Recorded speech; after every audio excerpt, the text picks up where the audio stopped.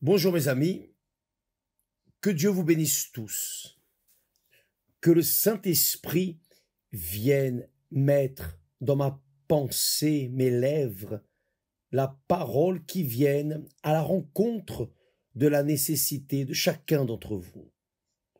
Que le Saint-Esprit ouvre également votre compréhension pour comprendre ces paroles. Il nous donne la parole et il nous donne sa compréhension. Il est évident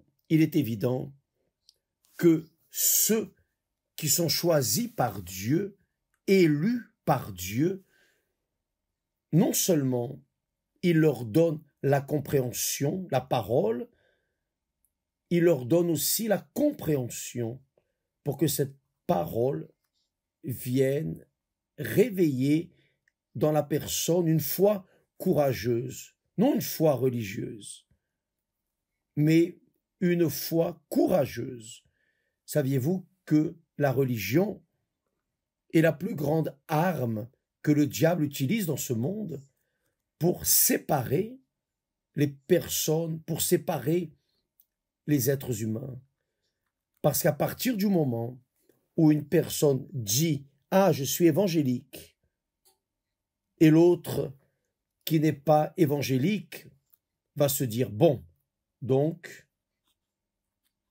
nous avons un mur entre nous, car tu es évangélique, je suis catholique et maintenant, c'est-à-dire, la religion ne sert qu'à séparer, diviser, détruire, neutraliser, annuler la compréhension des personnes. Mais quand nous prenons la parole de Dieu,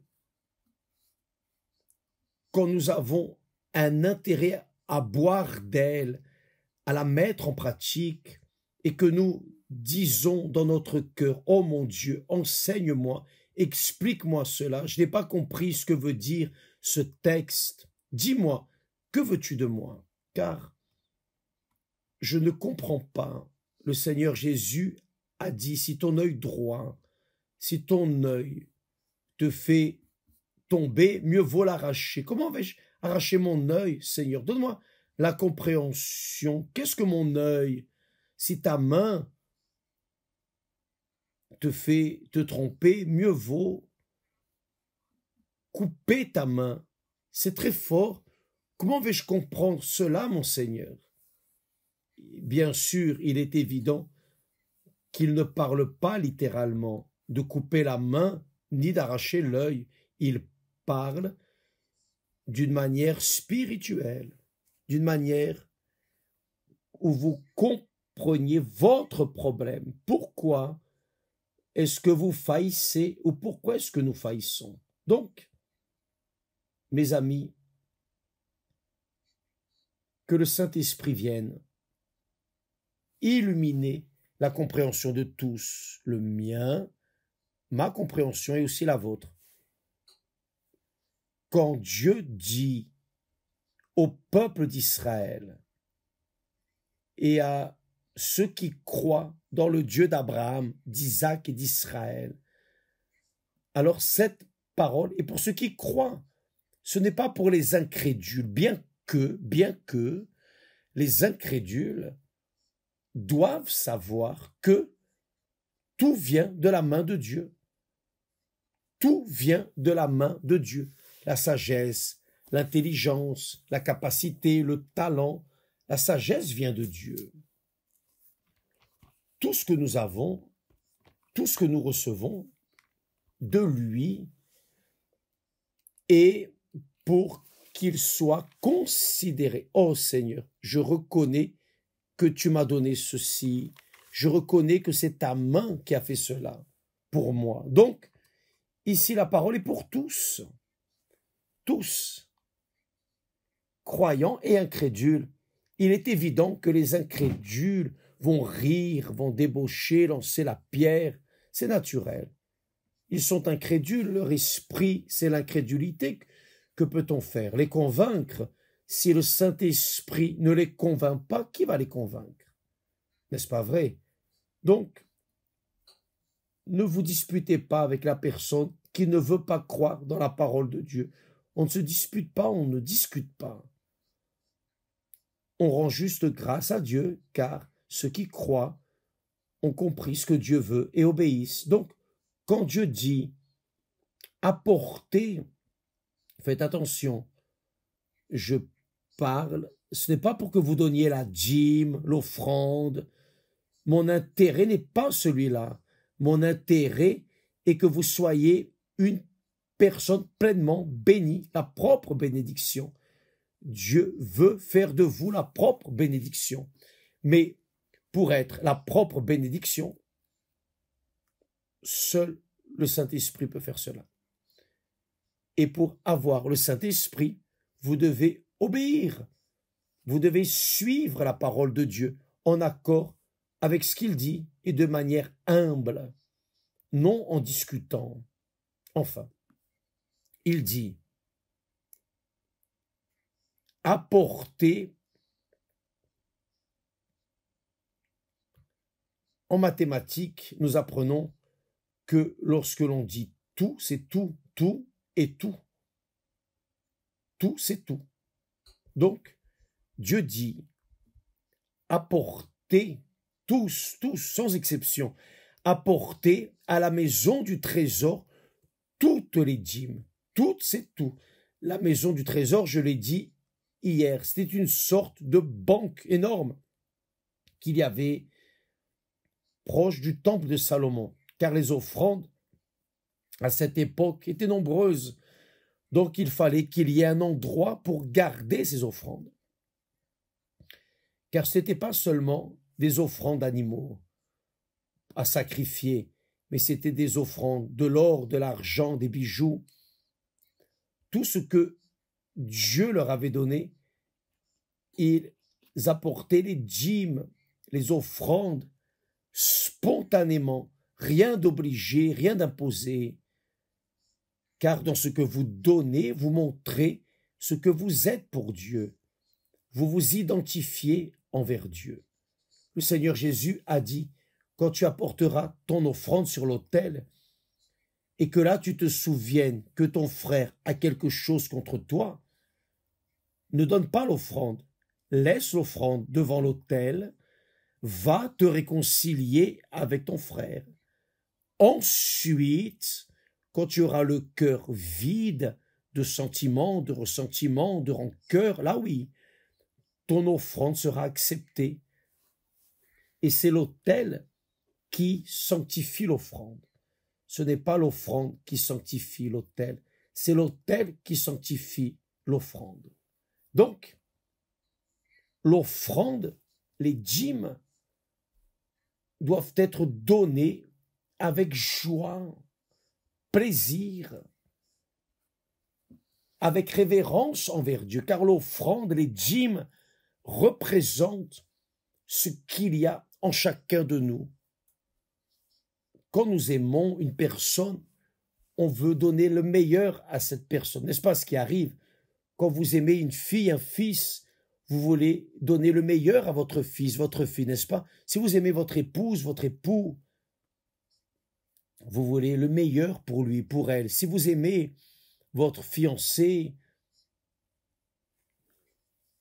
la personne avec qui vous vivez, vous voulez le meilleur pour cette personne, n'est-ce pas ainsi? C'est cela. L'offrande, c'est ça. Pour Dieu, vous ne voyez pas Dieu, vous ne touchez pas Dieu. Mais comment pouvez-vous exprimer votre sentiment, exprimer votre gratitude envers lui, car tout vient de sa main. Tout vient de sa main. Quand nous offrons à Dieu quelque chose, nous offrons de ce qu'il nous a déjà donné. Donc, quand Dieu parle de dîmes et d'offrandes, c'est parce qu'il nous a déjà donné. Et s'il ne nous donnait pas, on n'aurait pas les conditions d'apporter devant l'autel. Avez-vous compris, mes amis? Donc, les puissants, les riches pensent ainsi. Ah, j'ai fait, c'est arrivé, je suis sage, je suis, comment dire, je suis la cerise sur le gâteau, je suis le meilleur. Rien de tout ça. Il a reçu de ce que Dieu lui a donné. Il a reçu de Dieu. Dieu lui a donné. Ah, mais les méchants pervers, Dieu donne le soleil, il fait le soleil naître pour les justes et les injustes. Dieu donne de la nourriture, Dieu donne tout de bon sur cette terre à tous, aussi bien les bons que les méchants. Donc, c'est de Dieu que viennent toutes les choses. La vie est en Dieu. Il est le responsable de de notre vie. Donc, mes amis, quand Dieu dit, c'est Dieu qui parle, apportez à la maison du trésor toutes les dîmes. Apportez à la maison du trésor toutes les dîmes. Apportez à la maison du trésor toutes les dîmes, afin qu'il y ait de la nourriture dans ma maison, c'est-à-dire pour le soutien du travail des sacrificateurs. Quel est le travail des sacrificateurs? Intercéder, prier, clamer, supplier en faveur du peuple de Dieu. Orienter le peuple de Dieu. Donner au peuple de Dieu ce que Dieu lui a donné. Donc il dit ensuite, mettez-moi de la sorte à l'épreuve. David a dit, goûtez comme l'Éternel est bon. Goûtez que l'Éternel est bon. Donc il dit, mettez-moi de la sorte à l'épreuve, dit l'Éternel des armées. Quand il dit l'Éternel des armées, ce sont les armées d'anges.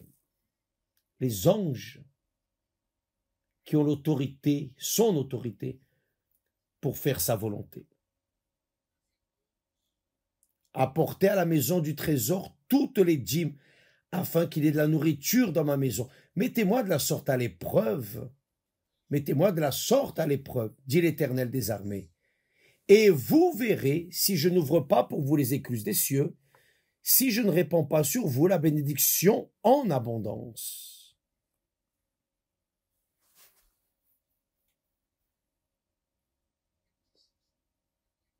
J'ai dit cela dans mon épreuve avec Dieu, on a parlé hier. Je me souviens que j'ai dit à Dieu, je n'oublie pas ce que j'ai dit. J'ai dit, Seigneur, j'étais membre d'église. J'ai dit, Seigneur, j'entends les pasteurs prêcher à ce sujet. J'ai lu dans ta parole, les pasteurs prêchent à ce sujet. Mais, pardonne-moi, je n'ai jamais vu, j'ai dit à Dieu, je n'ai jamais vu personne sur lesquels les cieux se soient ouverts, ont été ouverts envers lui. Ne me prends pas mal, mais je n'ai jamais vu. Aujourd'hui, je peux témoigner, je suis témoin vivant des cieux ouverts sur ma vie. Je suis ce témoin. Dieu a ouvert les cieux sur ma tête. C'est pour cela que beaucoup me jalousent, ont de la rage contre moi, ne savent pas comment arrivent les bénédictions dans ma vie. Mériter, je ne mérite pas. Je ne méritais pas, je ne mérite pas, et jamais je ne mériterai, car je suis un ver dans cette terre. Mais j'ai cru. Et parce que j'ai cru, j'ai parlé à Dieu. Oh Dieu, je n'ai jamais vu cela. Aujourd'hui, vous avez un témoin vivant que cela est arrivé. C'est ma vie. À cette époque, je n'avais personne. Ni le pasteur était comme ça. L'évêque de mon église, de mon ancienne église, n'était pas ainsi, aussi béni. Donc, mes amis, faites attention à ce que je vais dire. Je ne suis pas là, je répète, pour implorer, vous implorer de donner la dîme, non, pour donner l'offrande, non. Je ne fais pas ça. Je fais ma part. Je prêche la parole de Dieu. Et pas seulement je la prêche, mais je la vis. Je cherche à la vivre à l'intérieur de ce qui est écrit. Donc, Dieu me bénit, car je corresponds à ce qu'il a dit, à sa parole.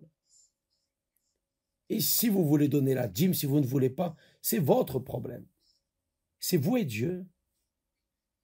qui a du bon sens obéit, qui n'en a pas tourne le dos.